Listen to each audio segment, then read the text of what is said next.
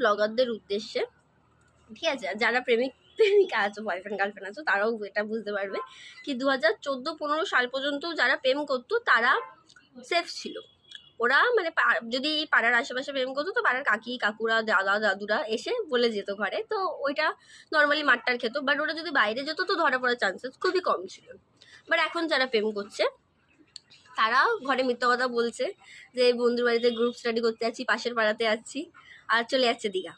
ব্যাস, দীঘার গিয়ে সমুদ্রের পাড়ে বয়ফ্রেন্ডের সাথে বসে ডাব খাচ্ছে, ঠিক আছে?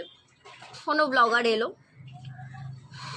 ব্লগার এসে তোমার ঠিক এইভাবে জুম করলো, জুম করে ওরা তো ওদের মতো সিনারিও দেখাচ্ছে, সমুদ্রেই রয়েছে ঢেউ এরকম এরকম করে আসছে, সবাই ডাবের জল খাচ্ছে, আর এখন তো সব কিছু ভাইরাল হয়ে যায়।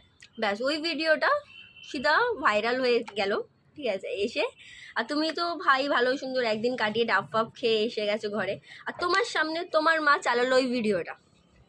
ব্যাস, মা বলবে মনা তুই তো গেছিলি রোহিণীর সাথে, রোহিণী রাহুল কী করে হয়ে গেল, পাশের পাড়াটা দীঘা কী করে হয়ে গেল, প্রচুর ভাই পেটন খাচ্ছি ঘরে।